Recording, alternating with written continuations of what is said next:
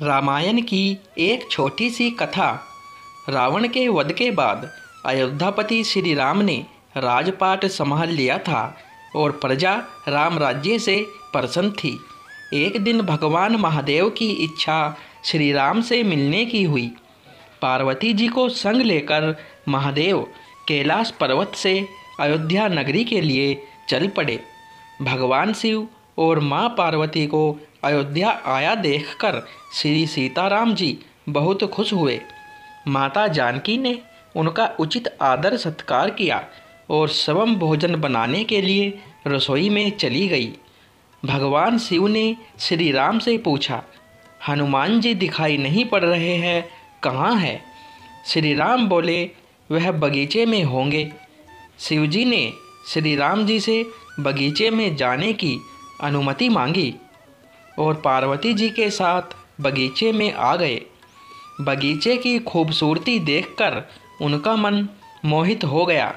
आम के एक घने वृक्ष के नीचे हनुमान जी दीन दुनिया से बेखबर गहरी नींद में सोए हुए थे और एक लय में खराटों से राम नाम की ध्वनि उठ रही थी। चकित होकर शिवजी और माता पार्वती एक दूसरे की ओर देखने लगे। माता पार्वती मुस्कुरा उठी और वृक्ष की डालियों की ओर इशारा किया। राम नाम सुनकर पेड़ की डालियां भी झूम रही थी।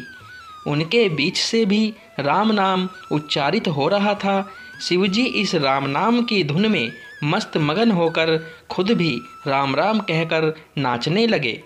माता पार्वती जी ने भी अपने पति का अनुसरण किया।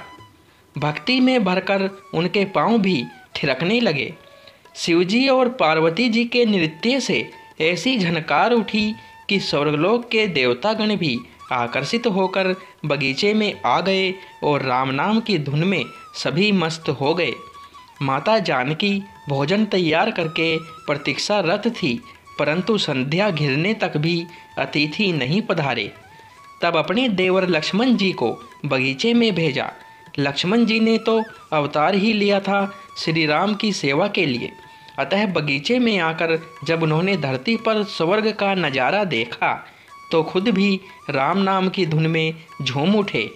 महल में माता जानकी परेशान हो रही थी कि अभी तक भोजन ग्रहण करने कोई भी क्यों नहीं आया। उन्होंने भी श्री राम से कहा, भोजन ठंडा हो रहा है, चलिए हम ही जाकर बगीचे में से सभी को बुला लाए। जब सीता राम जी बगीचे में गए तो वहाँ राम नाम की धूम मची हुई थी। हनुमान जी गहरी नींद में सोए हुए थे और उनके खराटों से अभी तक राम नाम निकल रहा था। श्री सिया राम भाव विह्वल हो उठे। श्री राम जी ने हनुमान जी को नींद से जगाया और प्रेम से उनकी तरफ निहारने लगे। प्रभु को आया देख हनुमान जी शीघ्रता से उठ खड़े हुए। नृत्य का माहौल भंग हो गया। शिवजी खुले कंठ से हनुमान जी की राम भक्ति की सराहना करने लगे। हनुमान जी सकुचाए लेकिन मन ही मन खुश हो रहे थे। श्री सिया राम जी ने भोजन करने का आग्रह भगवान शिव से किया। सभी लोग महल में भोजन करने के लिए चल पड़े। माता जानकी भोजन परोसने लगी। हनुमान जी को भी श्री राम जी ने पंक्ति में बैठने का आदेश दिया।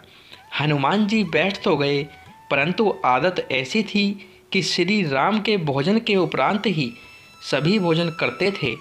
आज श्री राम के आदेश से पहले भोजन करना पड़ रहा था। माता जानकी हनुमान जी को भोजन परोसती जा रही थी, पर हनुमान का पेट ही नहीं भर रहा था। कुछ समय तक उन्हें भोजन परोसती रही, फिर समझ गई इस तरह से हनुमान जी का पेट नहीं भरने वाला। उन्होंने तुलसी के एक पत्ते पर राम नाम लिखा और भोजन के साथ हनुमान जी को परोस दिया।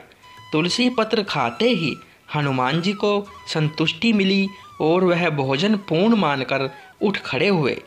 भगवान शिव शंकर ने प्रसन्न होकर हनुमान जी को आशीर्वाद दिया कि आपकी राम भक्ति युगों युगों तक याद की जाएगी और आप संकट मोचन कहलाएंगे। दोस्तों, ये कथा आपको पसंद आई हो तो वीडियो को लाइक, शेयर और चैनल को सब्सक्राइब करें। धन्यवाद दोस्तों।